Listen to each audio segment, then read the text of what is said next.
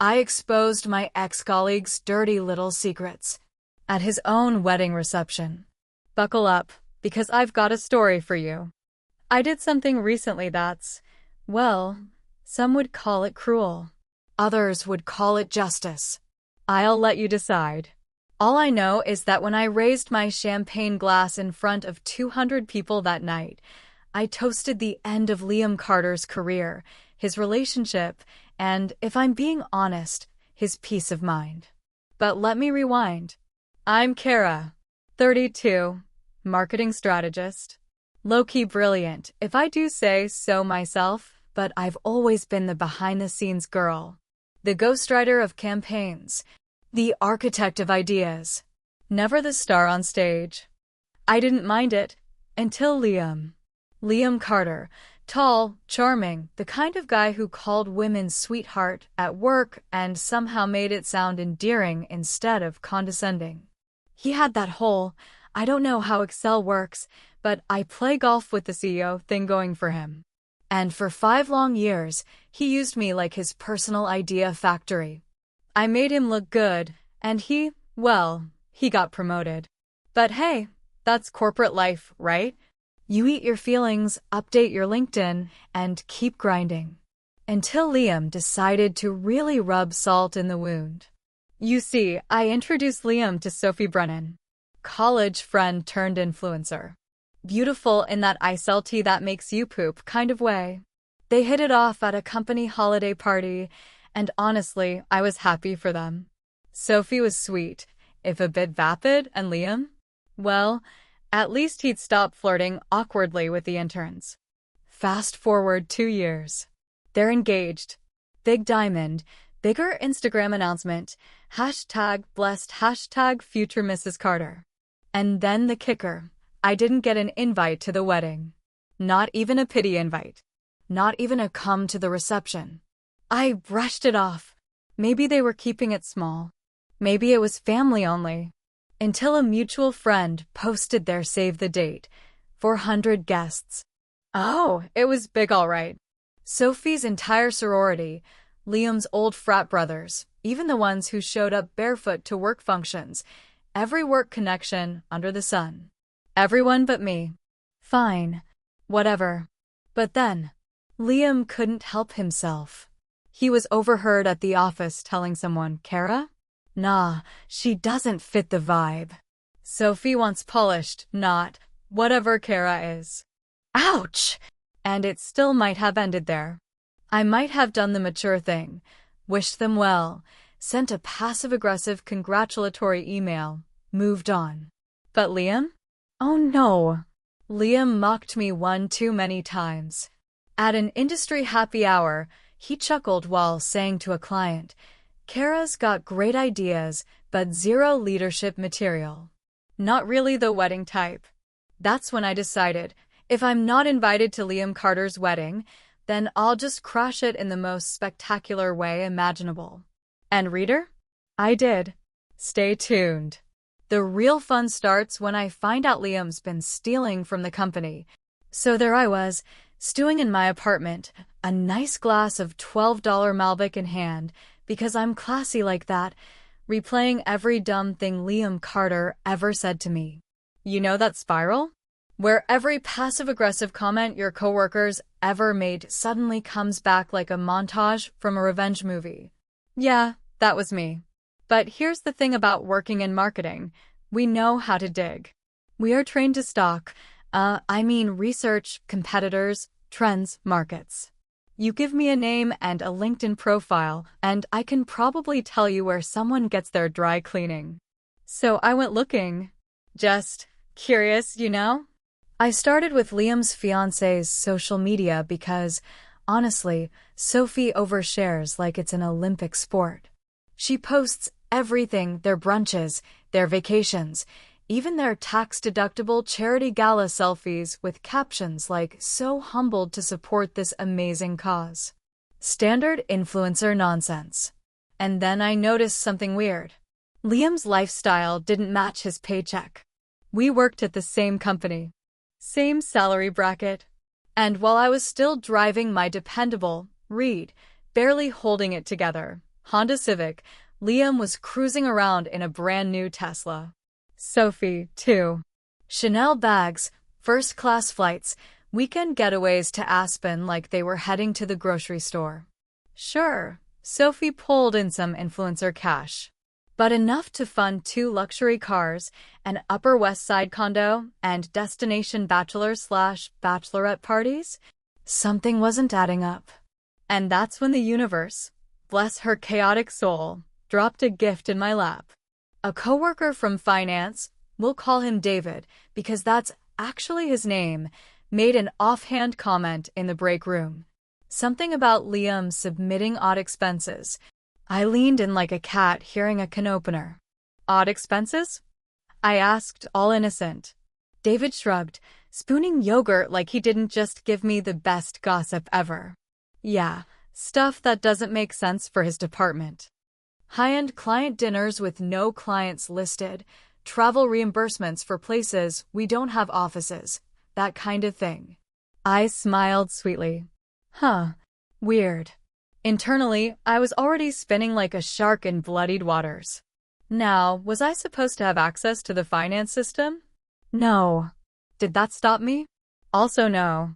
Let me explain. Marketing handles budgets. Budgets live in spreadsheets. Spreadsheets sometimes live on shared drives. Drives that certain people, me, had access to. With a little finesse and, some mild social engineering, I pulled up Liam's expense reports. And holy fraud, Batman. Thousands. Over a year of client dinners, first-class flights, boutique hotel stays in places we've never even held meetings. He wasn't just fudging numbers, he was siphoning cash like he owned the place. And the piece de resistance? A series of payments to what looked like a fake consulting agency, one that, with a little reverse image search, led right back to a shell company Liam set up under his cousin's name. You know that moment when all the puzzle pieces click? I sat back, wine glass untouched, just marveling at how sloppy this man was. But did I call HR? No. Did I alert the authorities? Not yet. Why? Because the wedding was in 2 months, and I was going to ruin him publicly. And reader, I had a plan. So, I had the dirt. Liam Carter was embezzling company funds like it was a side hustle, funneling money through some back alley consulting agency, probably cooked up during one of his $400 whiskey tastings. Now I know what you're thinking. Kara, just hand over the evidence and let the courts handle it. And sure, I could have done that. But where's the flair? The drama? The ruin his entire life in one night satisfaction? I wanted fireworks. I wanted to watch the man implode in real time, with hors d'oeuvres in hand. But first, I had to get in. See, when someone doesn't invite you to their wedding, you've got 2 options. Cry about it over wine and reruns of The Office. Crash it like you're starring in your own revenge rom-com, but make it darker. Guess which one I picked? I wasn't about to waltz in uninvited, though. I needed an in. Enter Riley, the wedding planner. Mutual acquaintance. We'd worked together once when my company sponsored a gala she planned. She liked me, trusted me, and most importantly, she hated drama. The kind of woman who'd break out in hives at the thought of scandal ruining one of her carefully curated events. So I took her out for coffee. Casual. Friendly. The conversation turned to Liam and Sophie's big day, which she was planning to death, and I threw out a little tidbit. Hey, I know you're probably swamped, but you might want to be careful with Liam. Heard some whispers about his business dealings. Would hate for that to come out at the wrong moment. Riley's eyes went wide like I'd told her the cake was poisoned. What do you mean? She hissed. Oh, nothing solid, I said, sipping my latte like a smug little devil. Just some shady stuff. Wouldn't want it to affect your reputation. And, just like that, Riley was hooked. Within 2 weeks, I was unofficially looped into the planning process, helping smooth over last-minute logistics because Riley was too nervous to trust Liam's side of things. I even got added to the guest list, purely as a backup, just in case something goes wrong. Spoiler. Something was definitely going to go wrong. Meanwhile, I kept building my case. Screenshots, spreadsheets, timelines. I set up an anonymous email account, drafted a neat little package with all the embezzlement receipts, and scheduled it to send to HR, to the company's legal department, to every senior exec the morning after the wedding. Why not before? Because I wanted Liam to walk into that reception thinking he'd won. I wanted him smug, tipsy, surrounded by people to impress. And then? I'd light the match. But this wasn't just about ruining his career. Oh no! I wanted personal humiliation. I wanted him to feel what it's like to be publicly erased, just like he tried to erase me. Which brings me to the slideshow. Every wedding has one. Childhood pics. Awkward teenage braces. Sweet couple selfies. Only this one? I had editorial control. A few subtle additions. Not obvious at first. A photo of Liam and Sophie kissing, cut to a screenshot of Liam's wire transfers to a mystery account. A shot of them laughing on a yacht, followed by the consulting agency's phony website. My piece de resistance? A text exchange I may have borrowed from his phone once during a work event. Liam telling a buddy, "This wedding's just a power play. Marrying up. Gotta keep Sophie happy until I cash out." Yup, that one went in there too. I set it all up on a USB drive, tucked neatly into the AV system during the rehearsal dinner, because Riley trusted me with everything at this point. Scheduled the slides to roll halfway through the reception, right after Liam's smug little toast. And reader? It was almost showtime. The day of Liam and Sophie's wedding dawned perfect. Blue skies. No humidity. The kind of day people write Instagram captions about. Best day ever. With 6 R's. The venue? Ridiculously expensive. Think, glass walls overlooking Central Park, chandeliers that probably cost more than my college tuition, and floral arrangements so extravagant they could have funded a small country. I walked in unbothered, wearing a crimson silk gown that hugged in all the right places. Yes, red, because subtlety was no longer part of my vocabulary. My heels clicked across the marble like a countdown. Liam spotted me from across the room. His jaw clenched so hard I thought he'd crack a molar. "Sophie?" She offered a brittle smile and air kiss, clearly too polite or too tightly wound, to ask why the hell I was there. "Didn't think you'd make it," Liam muttered when I passed. I smiled sweetly. Wouldn't miss it. Because, oh, honey, I wasn't going to miss watching him burn. The reception was a who's who of New York elite. CEOs, influencers, people who have board member in their bios like it's a personality trait. The champagne flowed, the string quartet played something pretentious, and Liam? Oh, Liam was glowing. Arrogant. Smug. Grinning like the king of the world. I sipped my drink, laughed at the small talk, and waited. The USB was in. The slideshow was set. The trap was ticking down. Then came the toast. Liam stood, champagne glass raised, smirking like the devil himself. "To my beautiful wife," he started, turning to Sophie, whose dress sparkled like a disco ball made of credit card debt. "To new beginnings, old friends, and a life of success." I might have gagged a little into my drink. The guests clapped politely. Glasses clinked. Liam gave a little bow, so pleased with himself. And then, the lights dimmed. The projector whirred to life. Cue the music, soft, sentimental. Some Coldplay nonsense. Photos appeared. Childhood snapshots. Liam and Sophie on vacations. Sophie posing on a yacht because, of course. And then, the first clue. A photo of Liam on a business trip. Cut to a screenshot of a wire transfer to Apex Consulting Limited, a shell company. It was subtle at first. I designed it that way. You had to squint. A murmur started in the back of the room. The next slide? Liam and Sophie at a charity gala. They're laughing, clinking glasses. Cut to an email. Liam's name. The company logo. A $10,000 consulting fee approved for a non-existent meeting. The murmurs grew louder. Sophie stiffened, glancing at Liam, who looked like someone had slapped him with a dead fish. But oh, we weren't done. Cut to the text message. Liam, to his buddy. This wedding's just a power play. Marrying up. Gotta keep Sophie happy until I cash out. Gasps. Chairs scraping. Someone dropped a glass. I sipped my champagne. Liam lunged for the projector like a madman, yelling at the AV guy, who looked like he wanted to crawl under the table. Sophie was white as the linens. But the grand finale?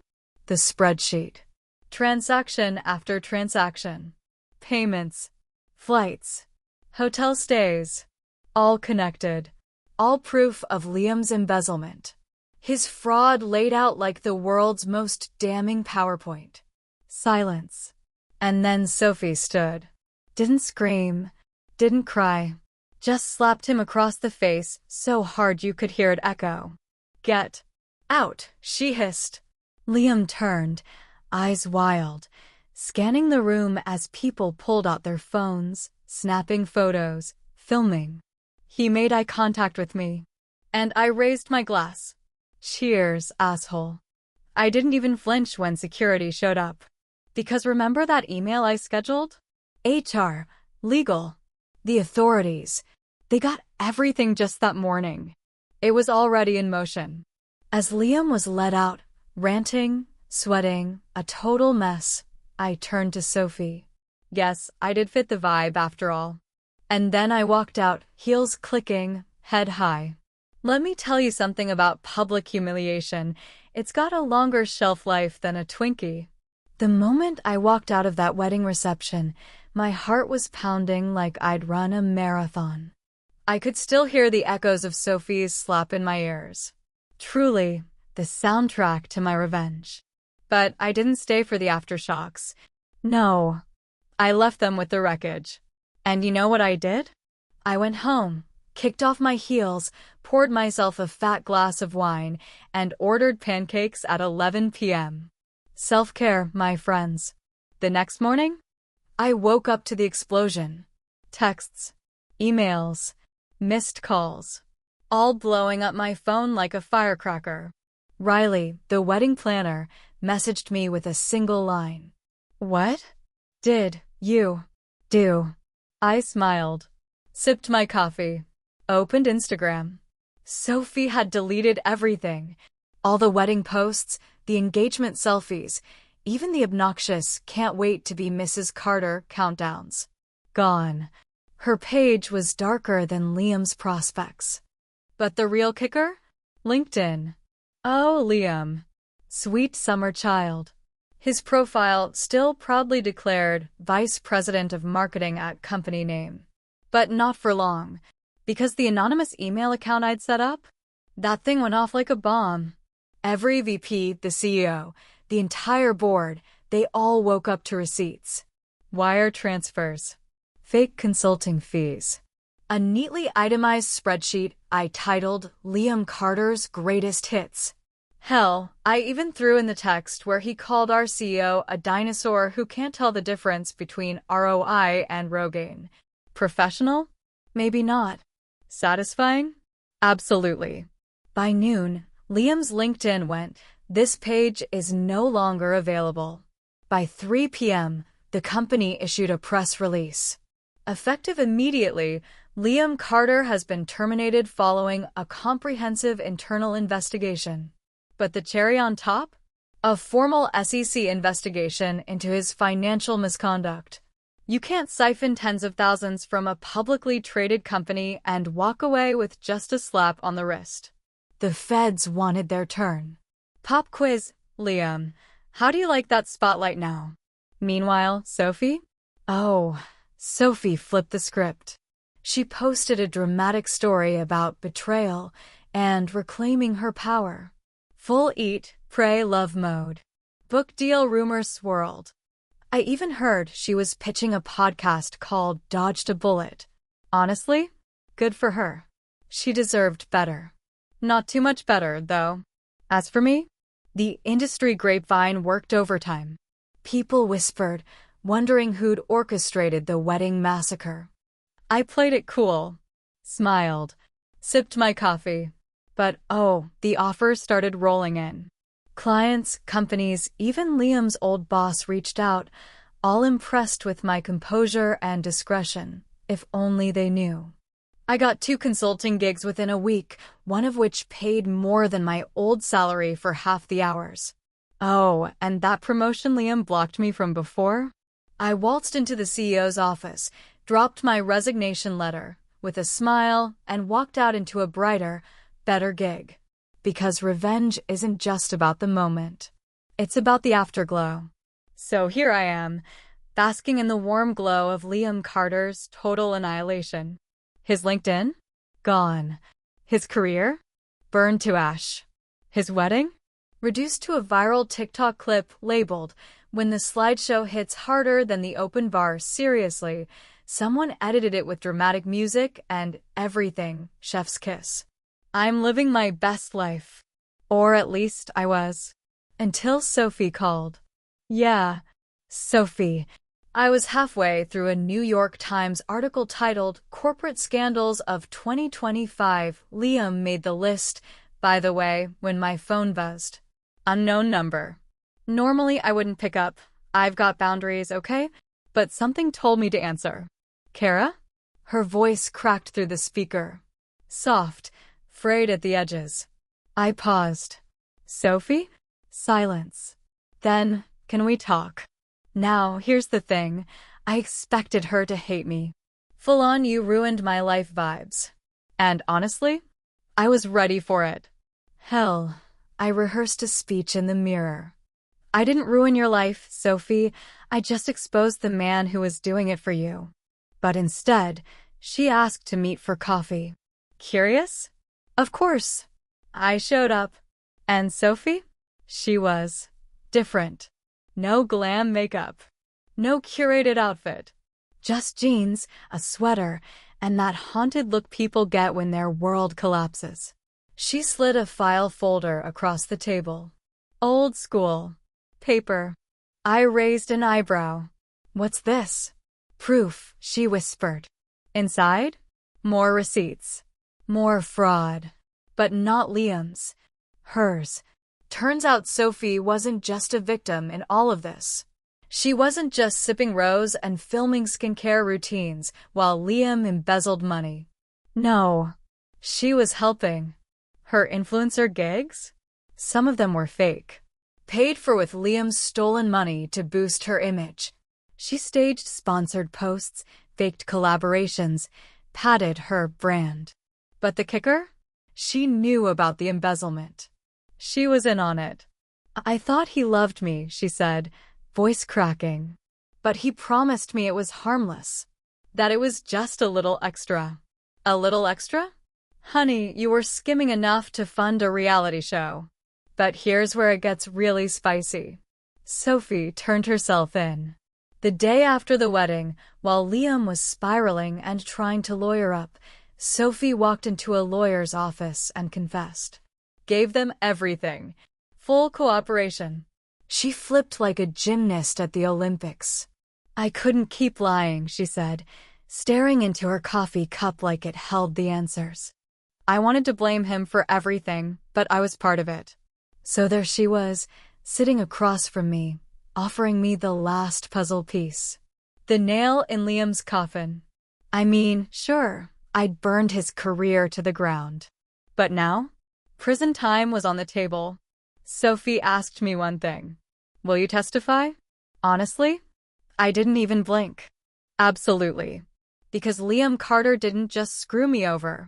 He gaslit me, undermined me, mocked me, and tried to erase me from my own story. But now, I was writing the ending. The thing about courtrooms is, they're deceptively boring. Like, sure, we all watch legal dramas where everyone's yelling, slamming evidence on desks, judges banging gavels like they're playing whack-a-mole. But real court? Endless waiting. Uncomfortable chairs. Fluorescent lighting that makes everyone look like death. But not even that could dull the electricity in the air the day Liam Carter walked into court. Let me paint the scene for you. Liam's wearing a cheap navy suit that looked like it had been slept in. His hair, usually styled within an inch of its life, was limp. Dark circles under his eyes. No wedding ring, obviously. No Sophie. She was too busy working with the prosecution. Thank you very much. I sat across from him. Not in the audience section, but right up front. Because I was testifying. See, Sophie's confession was the match, but my evidence? That was the gasoline. The spreadsheets. The emails. The slideshow from hell. All cataloged and neatly tied together with my personal testimony of how Liam used me, stole from the company, and lied about it while treating me like the office plant. Liam couldn't even look at me. He sat there, squirming, pretending like maybe this was all some big misunderstanding. Like he could talk his way out of federal charges the way he used to talk his way out of meetings he didn't prep for. Spoiler, he could not. The prosecutor laid it all out. Every shady payment, every fake client dinner, every wire transfer to that sketchy little consulting agency he thought no one would notice. And then Sophie took the stand. And oh, did she spill? She broke down the timeline. How Liam convinced her it was just moving money around. How they staged fake influencer deals to launder some of it. How he bragged about how easy it was to bend the rules because no one would question a guy like him. The judge? Stone-faced. No nonsense. The kind of man who probably hasn't smiled since the 80s. And then they called me. Now, I've done presentations for C-suite execs.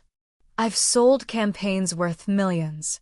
But standing up there, telling a courtroom how Liam gaslit me, used me, and tried to erase me, that was personal. I kept my voice steady. Explained how he took my work, pawned it off as his own, and climbed the corporate ladder over my back. How he excluded me from the wedding, mocked me, underestimated me, how that led to me digging deeper and finding the real story. I watched Liam squirm the entire time. His lawyer tried to rattle me. Asked if this was personal revenge. I smiled sweetly. Of course it's personal. But it's also justice. The jury? Ate it up. Closing arguments wrapped. We waited. Liam looked hopeful for a hot second, like maybe charm and privilege would save him. But the verdict? Guilty. On all counts. Fraud. Embezzlement. Conspiracy. The judge didn't even hesitate. 6 years federal prison. Not white-collar cushy camp. Real prison. And as they cuffed Liam right there in the courtroom, I caught his eye. Gave him the smallest nod. Remember me now? So here's the thing about revenge. It's intoxicating in the moment. Watching Liam Carter get marched out of that courtroom in handcuffs, that was a 5-star meal with dessert and wine pairings. But afterward, after the verdict, after the cameras stopped rolling and the court reporters went home, there's this weird silence. No drama. No Liam lurking around the corner, trying to make me feel small. No petty comments in meetings. No fake smiles at networking events. Just space. I didn't know what to do with all that quiet at first. The adrenaline crash was real. I wasn't running on spite anymore. I was just standing still. But here's what I did. I bought a plane ticket. Italy. One way. No itinerary. No timeline. I packed light, just a carry-on, a journal, and the absolute bare minimum of emotional baggage. When the plane touched down in Rome, I stepped out into that balmy Mediterranean air and felt something I hadn't felt in a long time. Peace. I wandered cobblestone streets, ate pasta that ruined me for all other pasta, drank espresso like it was water. I even flirted with a ridiculously attractive bartender named Luca who called me Bella in that smooth Italian way that could make a girl consider dual citizenship. And guess what? I didn't think about Liam once. Okay, maybe once. but only because I passed a guy wearing a suit way too tight for comfort and thought, at least Liam's wearing orange these days. The best part? I found myself again. The version of me that existed before corporate ladder climbing and toxic coworkers. The creative, curious, unapologetic Kara. I sat in little cafes with my journal, scribbling down ideas, campaigns I wanted to build, businesses I could start. Dreams I'd shelved for years because I was too busy surviving Liam's BS. And while I was sipping an Aperol spritz on a sunlit terrace in Florence, my phone buzzed. An email.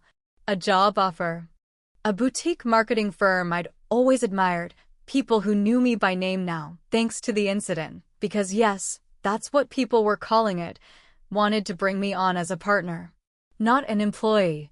Not a director. A partner. Equity. Autonomy. Respect. I laughed so hard I nearly spilled my drink. I replied with 3 words. Let's talk Monday. Because revenge? Revenge is finite. But rebuilding? That's the long game. Was 3 months deep into my eat, pray, thrive era. The new gig? Dreamy. I was doing strategy work that actually mattered, choosing my projects, working with people who didn't steal my ideas and call them collaborative brainstorming. Italy had turned into a whole thing. I spent a month there before bouncing through Spain, Portugal, and Croatia. Just me, my journal, and a very loose understanding of European train schedules. But life has a sense of humor. One sunny afternoon, I was back in New York, feet kicked up on my apartment balcony, coffee in hand, when I got the text. Sophie Brennan. After everything. After Liam's arrest, the courtroom showdown, the nuclear wedding reception, I figured Sophie and I were done. She'd flipped on Liam, testified, and I assumed she'd gone off to rehab her influencer brand or something. Recovering from Betrayal would make a killer podcast name, don't lie. But there she was, sliding into my messages like we were old friends. Kara, I know this is unexpected. Can we talk? And because I'm human and nosy as hell, I agreed. We met at this little French cafe, neutral territory. Sophie showed up in head-to-toe beige, oversized sunglasses perched on her head like armor. But under the glam, she looked worn down. She didn't waste time. I'm moving, she blurted, barely touching her latte. New city. New everything. I raised an eyebrow. Okay, good for you. She twisted her napkin like she was trying to strangle it. I wanted to say thank you. I blinked. That was new. You exposed Liam. Yeah, she continued, eyes flicking up to meet mine. But you saved me from him, too. I wasn't sure how to respond to that. I mean, Sophie helped him. She wasn't innocent in all this. She'd played her part in the fraud, the lies, the glittery social media smoke and mirrors. But sitting there, across from her, I realized something. Liam ruined both of us in different ways. He fed her the same lies, gassed her up, made her believe she needed him, that she was nothing without him. It didn't excuse her part, but damn, I recognized the pattern. Sophie reached into her bag and slid a small envelope across the table. I eyed it like it might bite. It's just a letter, she said quickly. For Liam. I know he can't contact me, but I needed someone to get it to him. I nearly laughed. You think I'm gonna be your prison pen pal delivery service? She smiled, a little sad. No. I just thought, if anyone would understand, it's you. I sat back, stared at that envelope. Could have left it there.